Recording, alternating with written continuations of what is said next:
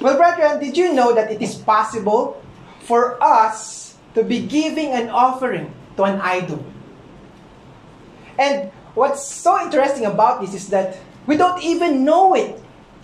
We don't even know that we are giving an offering to an idol.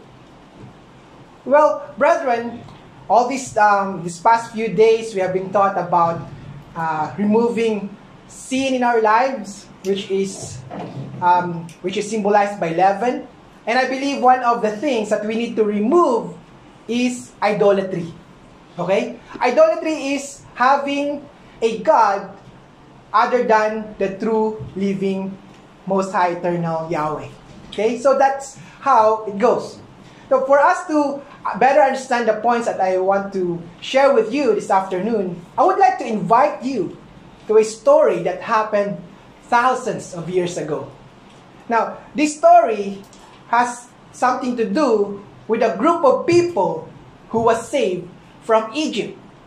And you might think, oh, these people have seen one of the most fantastic, amazing miracles that could have ever seen by human eyes. They have seen the Red Sea parting. They have seen the 10 plagues. They have seen the glory and the power, the majestic ability of Yahweh.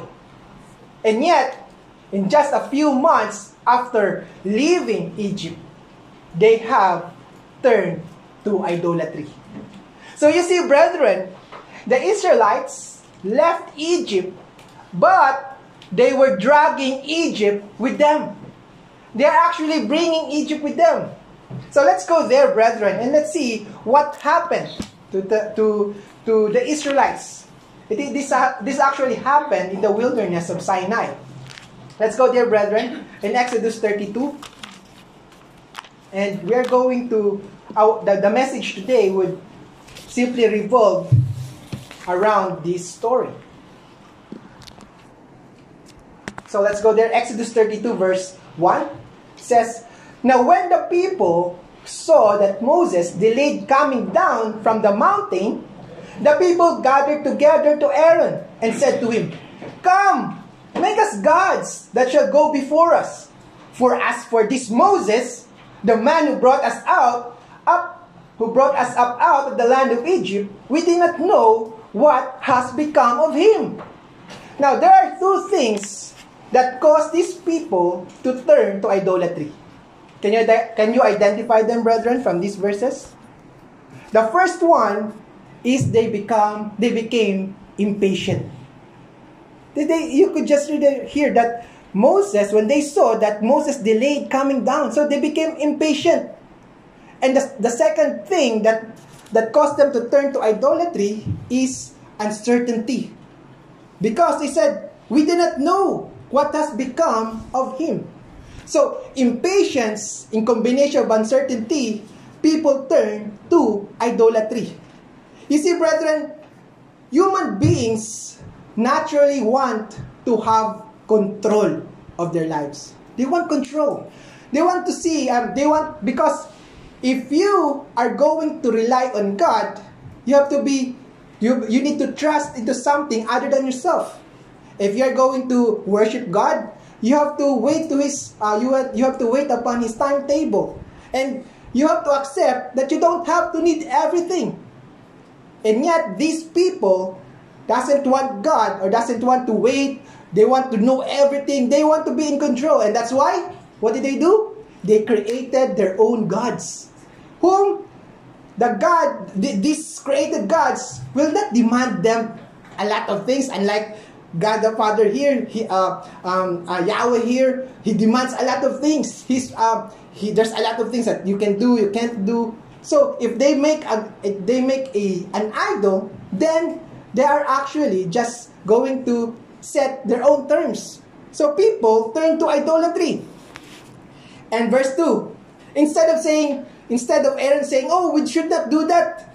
We should not do that, brethren." So we could see here, Aaron said, "Break off the golden earrings which are in the ears of your wives, your sons and your daughters, and bring them to me."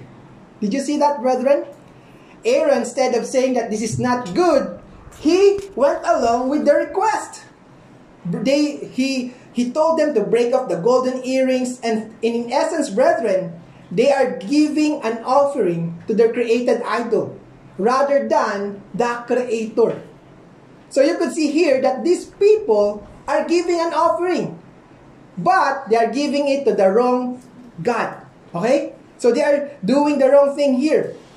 Verse 3. So all the people broke off the golden earrings which were in their ears and brought them to Aaron, and received the gold from their hand, and he fashioned it with an engraving tool and made a molded calf.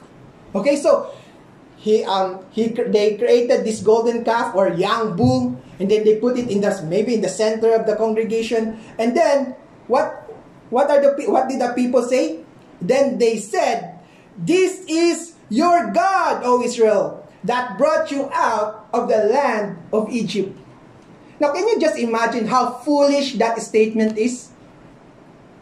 Remember, they just created this idol, and yet they are saying that this is the idol, that this is the God who brought us out from Egypt. So you can see, brethren, once you allowed idolatry to come into your life, you will believe a lot of foolish things.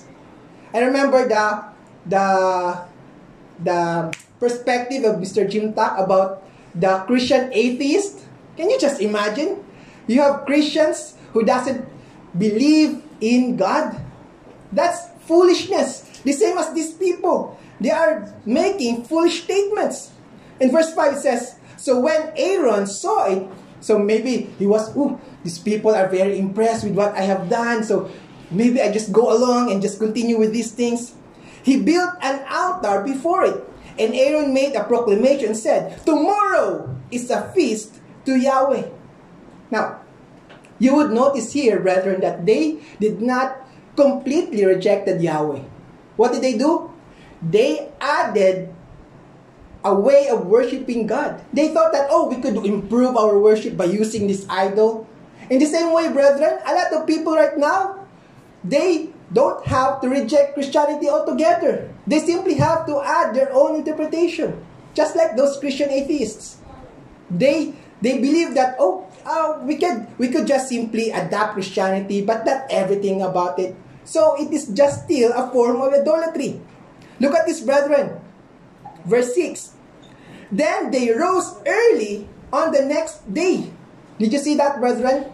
These people are willing to wake up early for this God.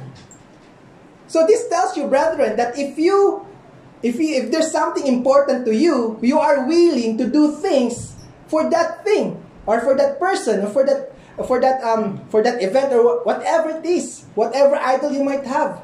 These people are willing to sacrifice their time, their energy, their sleep, just to worship this idol. And what did they do, brethren? What else? Then they rose early the next day, offered burnt offerings, and brought peace offerings.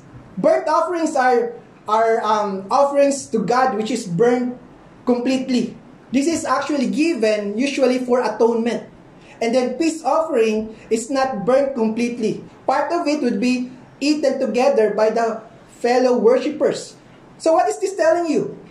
They are still giving offering to God. So you could see here, brethren, that it is possible that we are giving offering to Yahweh, but our attitude is not right.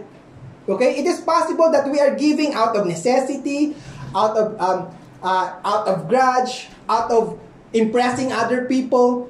So we need to see the ulterior motive, or the motive behind our giving of offering. And the people sat down, look at this, brethren. And the people sat down to eat, which indicates gluttony, and drink, which indicate drunkenness, and rose up to play. Now, a lot of the scholars that I've read the commentaries, they said that this is, and rose up to play, this is a mild way of saying that they have sexual immorality in broad daylight. Grabe. Can you just imagine these people who were just brought a few months ago from slavery, and now they are having these things? I don't want to describe to you what what the commentaries mention about this rose up to play, but I can tell you, it's so disgusting. Alright? So, you could see here, brethren, that these people are giving offerings to God, and yet their lifestyle are not changed. So they think that, oh, I can make up with the wrong things that I've done by giving an offering. That's not true, brethren. That is not possible. And so, in verse 7, and Yahweh said to Moses, "Go, get down, for your people whom you brought out of the land of Egypt have corrupted themselves."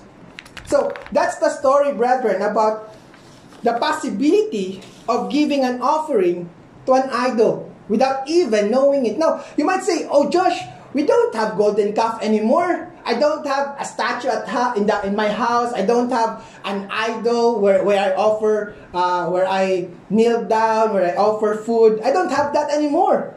So how can you say that this is possible that I'm going to offer for an idol?" Well, brethren, an idol does not necessarily to be a golden calf. It doesn't have to be a golden image or whatever it is. It could be anything that you put more importance than Yahweh. Let me just give you an example, brethren. You might have heard about the Eras Tour. Have you heard about that? Eras Tour? It is that's the name of the concert of Taylor Swift. She is one of the most popular artists in the United States. You probably have heard about her. And I checked how much the ticket would cost if you're going to go to her concert. Let me just see here. It says here that the face value of her concert in the United States is $50 to $500. That's $2,500 to 25,000 pesos. Less than 5. Okay, di 50 ko lang man. So, that's 2,500 to 25,000 pesos. Now, you might think, ay, ang mahal. Wait a minute. Look at this. However, resale prices could soar even higher, reaching up to $11,000. That's equivalent to 1,100,000 pesos. Can you just imagine spending that much money just to watch this artist? Front row floor seats come with a hefty price tag ranging from $750 to $20,000. And did you know, brethren, there are actually people who are willing to pay this kind of money. Depending on the venue and location, last-minute tickets are available at prices ranging from $300 to $1,800. Now, I was thinking, grabe, that was insane. No one's going to pay for that. Yet, I was wrong. Even in the Philippines, I have seen there's a lot of Filipinos who are willing to be in debt, mangungutang lang, just to be in that show. And alam niyo ba kung saan yun? It would be in Singapore. So, hindi lang, you will not just spend on the ticket, but you also have to spend on your plane ticket, on your accommodation, and everything that, and other expenses. Now tell me, brethren, isn't that a form of idolatry? Well, if you ask me, it is. You see, brethren, a lot of people, now, I don't judge those people because some people are really ultra rich. They can afford that. Okay, that's given. But for us, there's more things to spend on. There's more important things to spend on. Now, you see, brethren, if you spend too much money on entertainment, on travel, on gadgets, on tech upgrades then that could easily become your idol. If you're spending too much time on social media, on Netflix and mobile games, then that's your idol. And remember, brethren, an offering is not just in the form of money. It could be in the form of your energy and your time. Now, I want you to do this, brethren. Look at your budget. Okay, this is your monthly budget. Can you see God in your budget? How about try to write down every activities that you do in your day. 6:30, I wake up at 5, 6, and 7. I go to work at 8, and just list it down. Just give it a try. Look at your list of things to do every day. Where can you find God in your activities? Now, if you can honestly tell yourself that you don't find God, or you barely say, ang lit nun, nandun siya.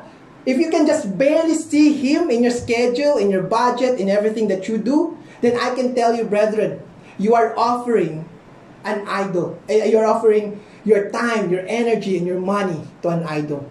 Because, brethren, if people can, you can just imagine, brethren, what if, brethren, what if the same enthusiasm, the same energy, the same interest, the people that show to Taylor Swift, they would use the same thing, the same enthusiasm for God? Now, that would be a big thing. That's radical. Diba? What if the same thing that they do for this person, this human being, they would also do it for God? Then that's amazing. Now, God is calling us to put Him first in our lives. He should be our top priority. So, brethren, I want us to examine ourselves, because idolatry can be a leaven in your life. And I want you to understand this, brethren. Giving and offering, brethren, does not stop when the time you put your envelope on the basket. It should continue, because your life should be a living sacrifice, a living offering to God. Every day, every moment of your life. So with that, brethren, I want to ask yourself, to whom do you give your offering? Do you give it to God, or you give it to the idols? With that, brethren, as we give our offering today to Yahweh, I hope that we are reminded who truly deserve our worship, our loyalty, and praise. Hello, friends. I need your help. If this is not too much to ask, please like, comment, and subscribe to our channel. This should only take 5 seconds of your time. But this simple gesture would help me reach more people and share the Word of God with the rest of the world. You have the power to make a difference in people's lives.